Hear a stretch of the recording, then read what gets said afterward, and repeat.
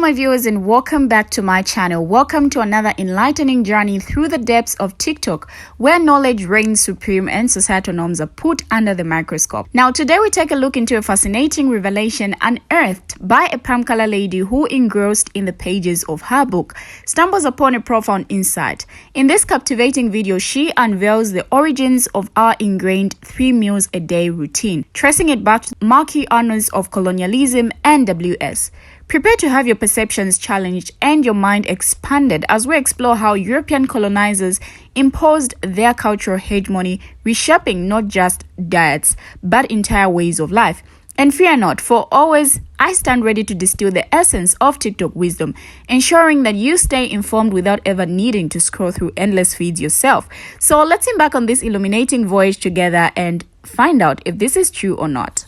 Okay, maybe everyone but me knew this, but I just learned from the book I'm reading, I'll put it right here, that the 3 meals a day thing, breakfast, lunch, and dinner, is from colonialism and white supremacy. That when the European colonizers came and saw the indigenous people eating when they were hungry, they were like, they're savages, they're uncivilized, because the white Europeans differentiated themselves from animals who would graze for their food when they were hungry by setting distinct meal times that correlated with time of day. And so that is why we eat 3 meals a day instead of just eating when we're hungry. Because the colonizers thought that that resembled animals too much.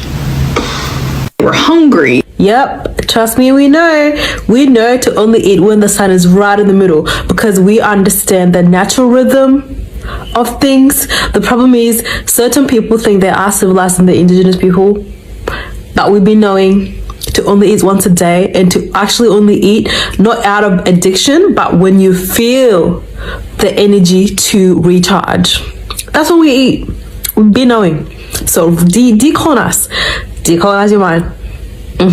When we say everything is racist, it's not to insert an unnecessary hyperbole or to be provocative. It comes with the knowledge that when you build an entire country where people, because of their race, are considered lower class, and so you subjugate them to systematic oppression and slavery and genocide and rape. Because in order to maintain these false sense of superiority, you have to create these baseless comparisons about what makes you more superior to the others. But it's all just made up. It's made up hate. If you think you, because you're so lucky, have been able to avoid it, I guarantee you something that you participate in, something that you believe in, something that you have inherited, either physically or mentally, is probably based in colonialism and white supremacy. I guarantee it. Like some people are saying in the comments too, is like, I remember as a kid, like that's how we are. Like I would only want to eat when I'm hungry. Like sometimes I wouldn't want dinner. Sometimes I wouldn't want to eat in the morning. You get what I'm saying? But like we've been so programmed to the point like if you miss a meal, you feel kind of bad about it. You feel like you're doing something wrong. Like if you miss breakfast or you miss lunch or maybe you fall asleep too early, you miss dinner. It's like it's like the end of the world. Like, you know what I'm saying? Like it feels like it's such a bad thing, even though you can literally just whenever you wake up and even if it's in the middle of the night, it could be fucking 3 a.m. You can still go and make yourself some food and eat. It doesn't have to be at 8 or 9 p.m. You get what I'm saying? And of course, there might be like some scientific stuff into it, like if you eat at a certain time might help your digestion, things like that. But like it doesn't have to be concrete. You have to eat breakfast here, lunch here, dinner here. You get what I'm saying? So I don't know. Like taking the whole like colonialism and like white supremacy aside, I know people are gonna hear that shit and immediately turn their brains off. No, they can't be. Bro, if you just think about it logically speaking, why don't we just eat when we're hungry? Why do we always have to eat? Like sometimes you might not even be hungry in the morning. You might wake up, you might I feel kind of cool. You might not want to eat in the morning. You know what I'm saying? And vice versa. You might come back from work or come back from school. You might not want to eat lunch. You might not want to eat dinner. There's nothing wrong with that. And I low-key feel like it kind of like not the sole purpose, but it might kind of even help like influence like people who have like eating disorders and stuff like that, because it might, like I said before, that pressure of eating on time and eating a certain amount of times a day and things like that. Even though like you could just things build up. You might eat a snack here, eat a snack there, maybe eat lunch. Now you don't need dinner. You know what I'm saying? Like it's not that serious at the end of the day. So I mean, I'm just glad like that's just something like the people probably been talking about that. Like, but the thing is like seeing it on TikTok and stuff stuff like that. Like, people just be talking about whatever on this app, and it's so cool to kind of just be scrolling through your For You page and just learn something new every single time. You know what I'm saying? Like, I never thought about something like that, but now, you know, like, it has me thinking, it has me putting pieces together. Mad fire. I've been waiting for this day continuously. If you don't know me, please go check out my page. I talk a lot about diet culture and its roots in white supremacy, racism, and just whiteness in the food system as a whole, and this person really articulated it well. And also, thank you for sharing this book. What is so amazing about that book, and also what's being discussed in that video, is it really articulates how whiteness has infiltrated the way that we view and address our hunger cues, because we are trying to adhere to very strict schedules that our bodies didn't, you know, they were not created to immediately adhere to. Like, you don't come out the womb being like, I will only eat breakfast, lunch, and dinner. Society tells you only eat breakfast, lunch, and dinner. And like, think about how many times people don't eat after dinner, even though they're still hungry, because it's like, well, I can't eat after dinner, that'd be bad. Check out some more of my videos on this. Okay, bye. I'm so glad we're talking about this out loud. I've always had a hunch in my spirit since I was a kid. When I was forced to eat big ass breakfasts, big ass lunches, and big ass dinners, and I would be so tired because it would be so much food that my body can actually consume. It's just like, I grew up not really liking to eat that much. My body doesn't need that much fucking food. And I will always say to myself, dude, is it really necessary to have 3 meals a day? 3.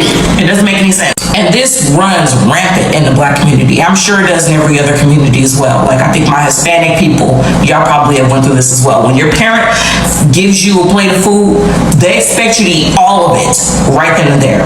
And I feel like in the Black community, this came from the fact that we had to work. So you had to have a big ass breakfast that was gonna fill you up and last you till noon or till whenever the next meal was. I see that, absolutely. And it makes sense why also too, Black people get very emotional when the kids don't want to eat all the food. Like, I don't know about y'all, but my parents, they would get like visibly upset. You don't want to eat your food? I spent the whole time cooking this food. You gonna eat this food, even if it meant you had to throw up. Just so the food could be gone from the plate. That's what the fuck it meant. And then I was just like, why are they so emotional about this? Food is such an emotional topic in a Black household. It is. Because either you're discussing food while you're eating food, or like you're discussing what you're gonna make for next week. You're discussing, like, it's just like we pre-plan our food, we cook a lot of food, and I strongly believe this comes from survival.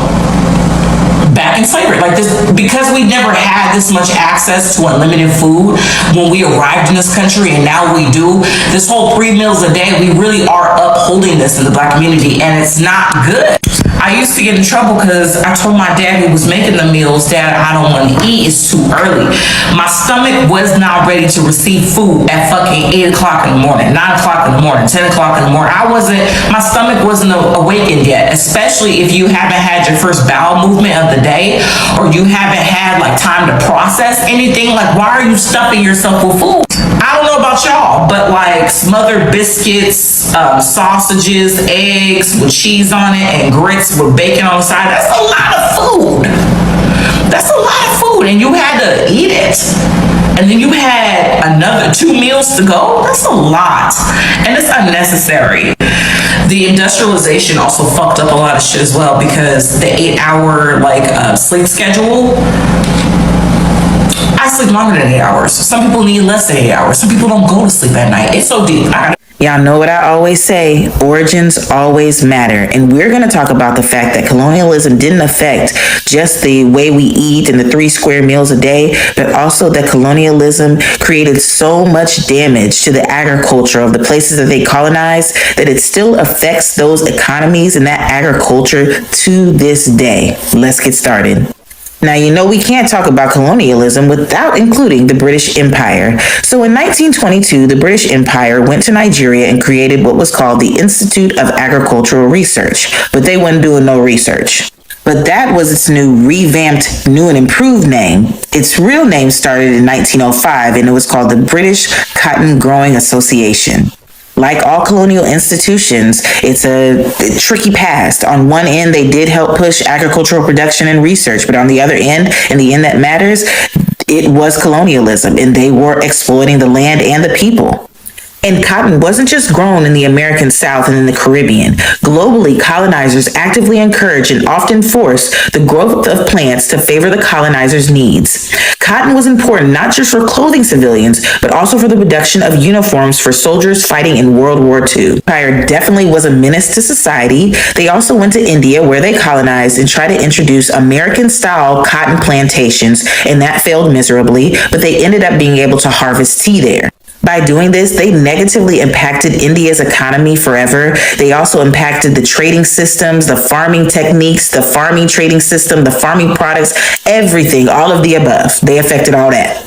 And in 1947, they went to Tanzania, what we now know as Tanzania, and cleared over 5 million acres of land, 5 million, to play around with some peanuts. They didn't know the weather. They didn't know the seasons. They didn't know the ground viability. They didn't check any of that stuff. Just played around and then wrote it off on their little tax sheet, over $35 million worth of damages. We didn't forget about France either. You in there too. The French consistently encouraged and enforced the growth of cotton in its colonies.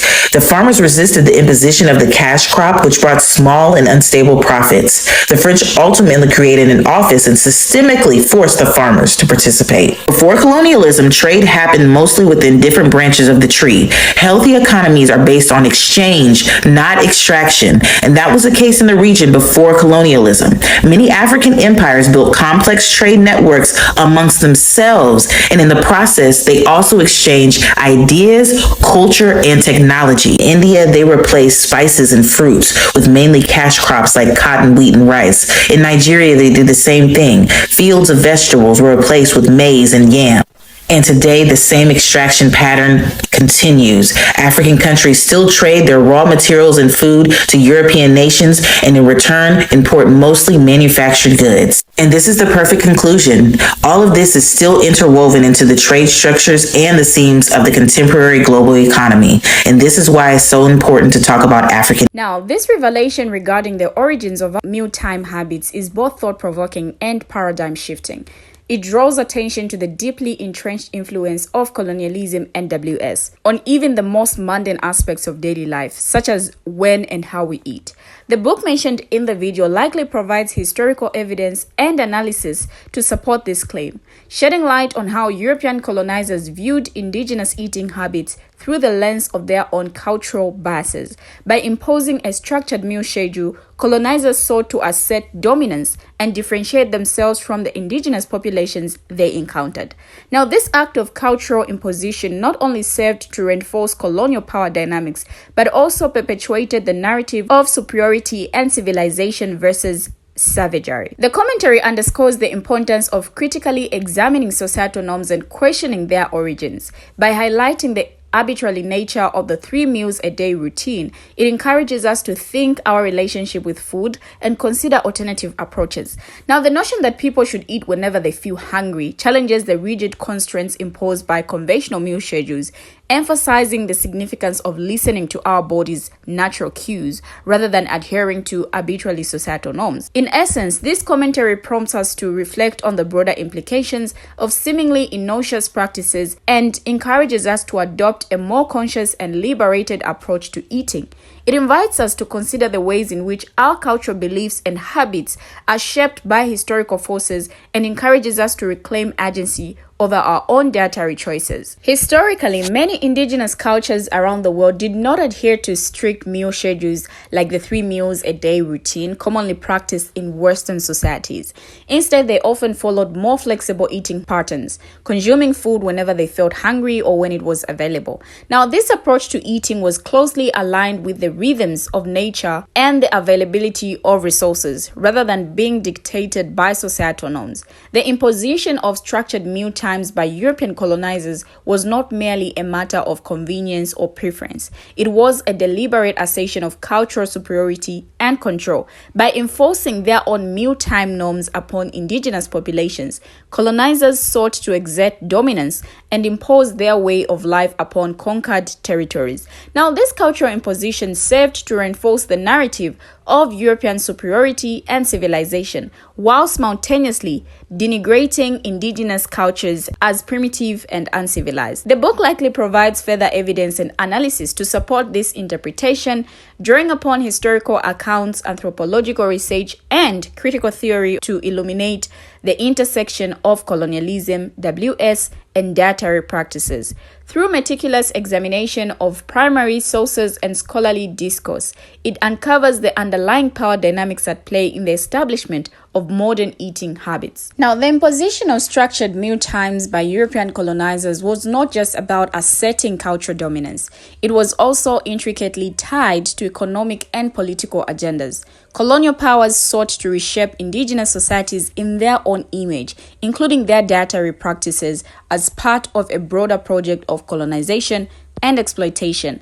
The enforcement of 3 distinct meals per day reflected European ideals of civilization and progress, which were inherently tied to notions of control and domination. By imposing their own mealtime norms, colonizers aimed to erase indigenous cultural identities and impose a homogenized European way of life. The adoption of rigid meal schedules may have had unintended consequences for both physical and mental health. Research suggests that flexible eating patterns aligned with natural hunger cues may be more conducive to overall well-being. By rejecting the rigid structures imposed by colonialism, individuals can reclaim autonomy over their own health and dietary choices. Despite centuries of colonialism and cultural erasure, many indigenous communities have preserved their traditional foodways and continue to resist the imposition of Western dietary norms.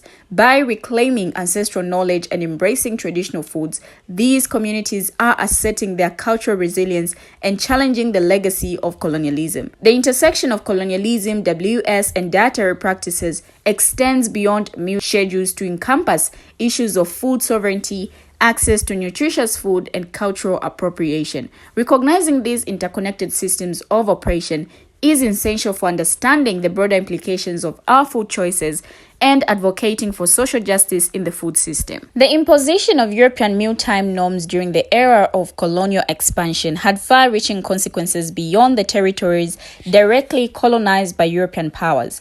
Through mechanisms such as trade, missionary activities, and cultural exchange, European dietary practices were disseminated worldwide, contributing to the globalization of Western food culture. The adoption of Western dietary norms by non-European populations can also be understood within the framework of cultural appropriation, whereby dominant cultures appropriate and commodify aspects of marginalized cultures for their own benefit. In many cases, the adoption of Western eating habits was not a matter of choice, but a result of cultural hegemony and power imbalances.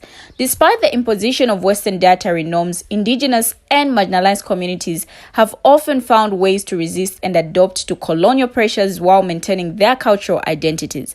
Now, this resistance may take various forms, including the preservation of traditional foodways, revitalization of indigenous cuisines, and the rejection of Western dietary ideologies. Industrialization and globalization of food production and distribution, largely driven by Western dietary norms, have had profound environmental consequences. Practices such as monocropping, intensive livestock farming, and long-distance food transportation contribute to deforestation, biodiversity loss, greenhouse gas emissions, and other environmental degradation, disproportionately impacting marginalized communities around the world. The legacy of colonialism and WS continues to perpetuate health disparities along racial and socioeconomic lines.